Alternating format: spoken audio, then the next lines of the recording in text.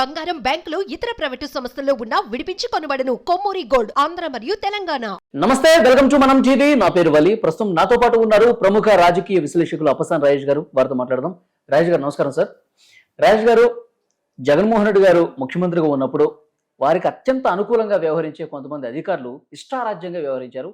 ఈరోజు వార్తాపత్రికలో సార్, ఈ ప్రముఖ దినపత్రికలో శ్రీలక్ష్మి గారు చేసినటువంటి ఒక వ్యవహారానికి సంబంధించి ప్రధానంగా ప్రచురితమైంది. శ్రీలక్ష్మి గారు వారి తండ్రి వై నాగేశ్వరరావు పేరుతో మచిలీపట్నంలో ఒక పార్కును ఇటీవలే ప్రారంభించారు. 2,18,00,000 రూపాయలు వ్యయంతో. ఎట్లా చూడాలి సార్ దీన్ని? మీరు ప్రస్తావించినట్టుగానే యథా రాజా తదా అధికారులు. పాలకుడుగా ఉన్న జగన్మోహన్ రెడ్డి గారు ఆయన ఎలా అయితే మంది పసుపు కుంకుమతో ఇంటి పేరంటం చేయాలని చెప్పని చూస్తూ ఉంటారో, అదేవిధంగా ఆయన పాలనలో ఆయనకు అతి సమీపంగా ఆయన్ని నిశితంగా గమనించుతున్న అధికారులు కూడా వాళ్ళ మోజులాలు తీర్చుకోవడానికి ప్రయత్నం చేశారు. ఇవాళ మున్సిపల్ అడ్మినిస్ట్రేషన్ ప్రిన్సిపల్ సెక్రటరీగా ఉన్న శ్రీలక్ష్మి గారు మామూలుగా అంటే మహిళా అధికారిని కాబట్టి ఒక స్థాయి దాటి మనం వ్యాఖ్య చేయలేం, కానీ ఆమె హోదాలో ఉండి రాష్ట్ర రాజధాని నిర్మాణం కోసం భూములు ఇచ్చిన రైతులకి ప్రభుత్వం చేసుకున్న ఒప్పంద ప్రకారం వాళ్ళకి చెల్లించాల్సిన వార్షిక కౌలు 2023 సంవత్సరం మే 1 తారీఖు చెల్లించాల్సిన కౌలు, 2024 సంవత్సరం మే 1 తారీఖు చెల్లించాల్సిన కౌలు, 2 సంవత్సరాల పాటు వాళ్ళకి చెల్లించాల్సిన కౌలు చెల్లిలా. వాళ్ళకి సంబంధించిన భూములు ప్రభుత్వానికి స్వాధీనం చేశారు. వాళ్ళకి వేరే ఉపాధి అవకాశాలు లేవు. వాళ్ళకి ప్రభుత్వం ద్వారా సంక్రమించాల్సిన వార్షిక కౌలు చెల్లించకపోతే వాళ్ళు ఎట్లా బతకాలి? 29,000 మంది రైతులు, గ్రామీణ ప్రాంత వాసులు, ఎకరం 2 ఎకరాల భూమి ప్రభుత్వానికి స్వాధీనం చేస్తే 29,000 మంది కలిసి 33,000 ఎకరాలు ఇచ్చారు. అంటే ఆన్ ఆన్ యావరేజ్ ఎంత పడుతుంది? ఒక రైతు ఎకరం 25 సెంట్లు కూడా కాదు. అంత చిన్న సన్నకారు రైతులు అక్కడ ఉన్నది. 10 ఎకరాల పైన సమీకరణకి ఇచ్చిన రైతులే కొద్దిమంది. అటువంటి రైతుల మీద కక్షపూరితంగా ఈవిడ ఆ హోదాలో ఉండి, నిర్ణయాధికారం చేతిలో ఉండి, వ్యవస్థల చేతిలో ఉండి, వనరుల చేతిలో ఉండి రైతులని ఆకలి బాధలకు గురి చేసింది ఈవిడ. కానీ ఈవిడ మాత్రం వాళ్ళ నాయనేదో ఈ దేశానికి స్వాతంత్రం కోసం పోరాటం చేసిన పోరాట యోధుడిలాగా, సంఘ సంస్కర్తలాగా, ఏదో ప్రజల చేత ఎన్నికైన ప్రజాప్రతినిధిలాగా, చిరకాలం ప్రజలు తమ మదిలో గుర్తుంచుకోవాల్సిన గొప్ప సేవానిరత ఏదో ప్రదర్శించిన సేవా తత్పరులాగా ప్రభుత్వ ధనంతో ఆయన స్మారకార్థం పార్క్ ఏర్పాటు చేసింది. ఏంటి దాని అర్థం? పూర్తి స్థాయి అధికార దుర్వినియోగం, ఆశ్రిత పక్షపాతం. జగన్మోహన్ రెడ్డి గారు ఎలా అయితే రీసెంట్గా మనకు ఒక వార్త బయటకు వచ్చింది అసెంబ్లీ ద్వారా, ప్రభుత్వ ఐ&పిఆర్ డిపార్ట్మెంట్ ద్వారా వార్తాపత్రికలు ఇచ్చే యాడ్స్లో తాను ముఖ్యమంత్రిగా ఉండి తన కుటుంబ యాజమాన్యంలో ఉన్న సాక్షి సంస్థలకి 403 కోట్ల రూపాయల యాడ్స్ కట్టబెట్టుకున్నారు. మిగిలిన అన్ని మీడియా సంస్థలకు కలిపి 488 కోట్లు మాత్రమే ఇచ్చారు అని చెప్పని.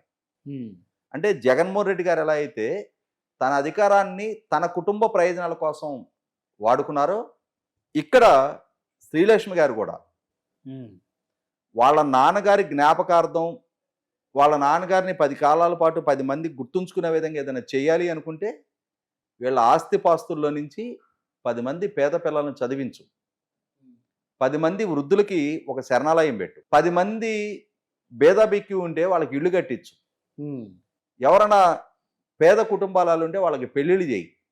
అట్లా మీ తండ్రిని నిన్ను గుర్తుంచుకుంటారు నీ సొంత డబ్బులతో చేస్తే. అంతేగాని వాళ్ళ మీ నాయన స్మారకార్థం ప్రభుత్వ ధనంతో, ఆయన ఒక రిటైర్డ్ రైల్వే ఉద్యోగి, అంటే ఆయన కన్న కూతురు ఈ రాష్ట్రానికి ఐఏఎస్ అధికారినిగా ఉంది కాబట్టి ఆయనకు ఆ అదృష్టం దక్కింది. ఎట్లయితే జగన్మోహన్ రెడ్డి గారు వాళ్ళ నాన్నగారి పేరు ఆయన పేరు ప్రభుత్వ పథకాలకి, పోలవరం డ్యాము దగ్గర వీళ్ళ నాని విగ్రహం పెడతానన్నాడు. మరి ధ్వంసం చేసిన అమరావతిలో ఈయన విగ్రహం పెట్టాలేమో, ఈయన చేత కూల్చివేయబడ్డ ప్రజావేదిక దగ్గర ఈయన విగ్రహం పెట్టాలేమో.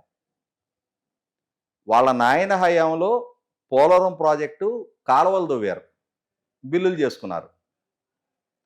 1% కూడా హెడ్ వర్క్ జరగల, జస్ట్ కాలువలు దొవ్వారు అంతే. మట్టి పనులు చేసుకొని దాని ద్వారా కమిషన్లు దండుకున్నారు. ఎప్పుడైనా హెడ్ వర్క్స్ చేస్తూ సైమల్టేనియస్గా కాలువలు తవ్వాలి. హెడ్ వర్క్స్ పూర్తవుతున్నప్పుడు కాలువలు తవ్వాలి. దానికోసం 110 అడుగుల విగ్రహం పెడతాన్నాడు అక్కడ. ఎన్టీ రామారావు గారి పేరట ఏర్పాటు చేసిన హెల్త్ యూనివర్సిటీని తీసేసి వీళ్ళ నాయన పేరు పెట్టుకున్నాడు. అబ్దుల్ కలాం గారి పేరిట ఒక వ్యూ పాయింట్ ఉంటే విశాఖపట్నంలో అది తీసేసి వైఎస్ఆర్ వ్యూ పాయింట్ అని పెట్టుకున్నాడు. అబ్దుల్ కలాం గారి పేరిట ప్రతిభా పురస్కారాల పథకం ఉంటే అది తీసేసి జగనన్న ఆణిముత్యాలని పెట్టుకున్నాడు. సేమ్ నేను ఇందాక చెప్పా కదా, మంది పసుపు కుంకుమతో వీళ్ళ ఇంటి పేరాటం చేసుకోవటం. ప్రజలు కట్టిన పన్నుల నుంచి పథకాలకు పేర్లు పెట్టుకున్నారు. కృష్ణా జిల్లాలో విజయవాడ సమీపంలో ఉన్న తాటిగడప మున్సిపాలిటీకి వైఎస్ఆర్ తాటిగడప. అసలు వైఎస్ఆర్కి ఏ విధంగా సంబంధం? ఆయన అక్కడ పుట్టాడా? అక్కడ పెరిగాడా? అక్కడ ఆయన పెళ్లి చేసుకున్నాడా? అక్కడి నుంచి ఆయన ఎన్నికల్లో ప్రాతినిధ్యం వహించాడా? ఆయన పుట్టి పెరిగిన కడప జిల్లాకి వైఎస్ఆర్ జిల్లా అని పేరు పెట్టారు. కానీ వైఎస్ఆర్ తాటిగడప. వేదాద్రి దగ్గర కృష్ణా జిల్లాలో అక్కడ లిఫ్ట్ ఇరిగేషన్ ప్రాజెక్ట్ ఉంటే దానికి వైఎస్ఆర్ లిఫ్ట్ ఇరిగేషన్. కృష్ణా జిల్లాలో మహానుభావులు మహోన్నతులు ఎవరు లేరా? ఆ ప్రాంతానికే సంబంధించి ఆ వేదాద్రి ప్రాంతాన్ని పరిపాలించిన ముక్త్యాల రాజావారు, ఆయన నాగార్జున సాగర్ ప్రాజెక్టు కళ సాకారం అవడం కోసం ఆ రోజుల్లో 50 లక్షల రూపాయలు విరాళం ఇచ్చారు. 5,000 ఎకరాల భూములు ఆయన విరాళం ఇచ్చారు.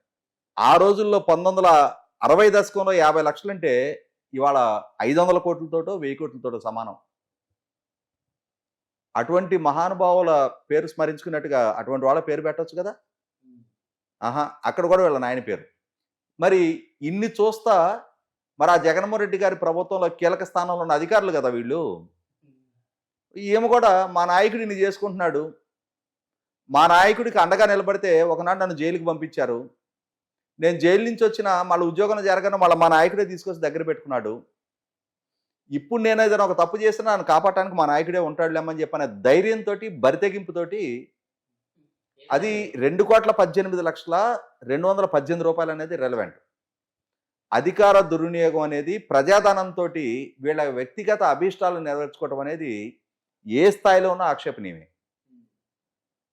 చంద్రబాబు నాయుడు గారు ముఖ్యమంత్రి హోదాలో ఉండి ప్రకృతి వనరైన ఇసుకని ఉచితంగా అందించారని చెప్పని ఆయన మీద కేసు నమోదు చేశారు జగన్మోహన్ రెడ్డి గారు.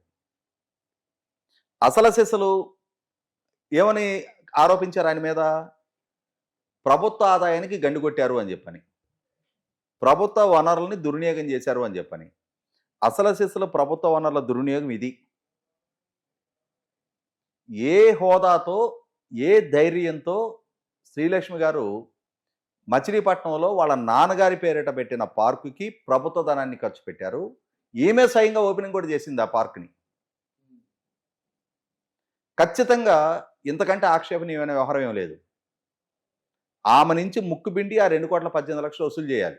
లేదు అని అంటే ఈ విధమైన అధికార దుర్వినియోగానికి పాల్పడ్డందుకు ఆమెని ప్రాసిక్యూట్ చేయాలి, సస్పెండ్ చేయాలి. మళ్ళీ తిరిగి ఇదొక హ్యాబిచువల్ అఫెండర్గా మారిపోతుంది ఆమె. ఆమెకు అధికారం దక్కిన ప్రతి సందర్భంలో కూడా అవినీతి దుర్వినియోగానికే పాల్పడతా ఉంది, కక్ష సాధింపులకు పాల్పడుతుంది. జగన్మోహన్ రెడ్డి అజెండా అమలుపరచడంలో భాగంగా రాష్ట్ర రాజధానికి భూములు ఇచ్చిన రైతులని వేధింపులకు గురి చేసింది. ఒక్క క్షణం కూడా శ్రీలక్ష్మిని ఆ పదవిలో కొనసాగనివ్వడానికి వీల్లేదు. ఇటువంటి వాళ్ళని మళ్ళీ మళ్ళీ ఆ పదవుల్లో కొనసాగించి వాళ్ళకి అవకాశాలు కల్పిస్తుంటే వెనక జాయిన్ అయ్యే ఉద్యోగులకు కూడా అదే బరితెగింపు తత్వం అలవాటు అవుద్ది. ఒక్కసారి ఇటువంటి వాళ్ళకి తగిన గుణపాఠం చెప్పి వాళ్ళ స్థానం వాళ్ళ స్థాయి వాళ్ళకి గుర్తు చేస్తే మరొక్కసారి తిరిగి ఎక్కడ నుంచి ఆమె బయటకు వచ్చిందో మళ్ళీ అక్కడికి ఆమెను చేర్పిస్తే అప్పుడు రాబోయే ఉద్యోగులకైనా లేదు భవిష్యత్తులో పాలకులుగా వచ్చే వాళ్ళకైనా సరే ఒక గుణపాఠంగా ఉంటుంది. సార్ ఇప్పుడు ఇలాంటి వ్యవహారాలన్నీ ఒక్కొక్కటి వెలుగులోకి వస్తున్నాయి సార్. అధికారులు చేసినవి, నాయకులు చేసినవి అన్నీ బయటకు వస్తున్నాయి. కానీ చర్యల విషయంలో ఎందుకో లేట్ అవుతుందని చెప్పి ఒక అభిప్రాయం వ్యక్తం అవుతుంది. ఇవాళ సిపిఐ నాయకులు కూడా కొంతమంది చంద్రబాబు నాయుడు గారిని కలిసి మా మీద ఎన్నో కేసులు పెట్టారు, ఎన్నో భూ కుంభకోణాలు జరిగినాయి, అధికారుల పాత్ర కూడా ఉంది, మీరు యాక్షన్ తీసుకోండి అని చెప్పి వాళ్ళు కలిశారు. వాళ్ళ ప్రభుత్వం పదవి బాధ్యతలు చేపట్టి ఈ రోజు 50వ రోజు. ప్రభుత్వం ఒక పక్క పాలనాపరమైన వ్యవహారాలు చూసుకోవాలి, 2 జగన్మోహన్ రెడ్డి వల్ల విధ్వంసానికి గురైన వ్యవస్థను గాడిలో పెట్టాలి, తనకి అనుకూలమైన మెకానిజం సెట్ చేసుకోవాలి. ఈ ప్రాసెస్లో తలమునకలై ఉన్నారు. అన్నిటికన్నా ముఖ్యంగా ల్యాక్ ఆఫ్ రిసోర్సెస్. ఉమ్, అప్పులో కుప్పగా రాష్ట్రం మారిపోయింది. ఇటువంటి పరిస్థితిలో అంటే పూలింగ్ అప్ ఆఫ్ రిసోర్సెస్, నిధుల సమీకరణ, పాలన సజావుగా జరిగే విధంగా చూసుకోవటం, చేసిన వాగ్దానాలను నెరవేర్చుకోవటం, వీటితో పాటు సైమల్టేనియస్గా చర్యలు కూడా ఉంటాయి. మనం ఆల్రెడీ వాసుదేవ్ రెడ్డి మీద విచారణ బిగినైన చూసాం. వెంకటరెడ్డి మీద ఈరోజు సస్పెన్షన్ విధించబోతున్నట్టుగా, అతని మీద కేసు నమోదు చేయబోతున్నట్టుగా మైనింగ్ ఎండీగా పనిచేసిన వార్తలు వింటా ఉన్నాం. ఖచ్చితంగా అందరి మీద చర్యలు ఉంటాయి. కొంచెం ఓపిక పట్టాలి. ఓపిక పట్టాలి. చూద్దాం sir. Thank you very much Epson గారు. మీ పర్సనల్ ఇంటర్వ్యూస్ మరియు వ్యాపార ప్రకటనల కొరకు ఈ నెంబర్ని సంప్రదించండి.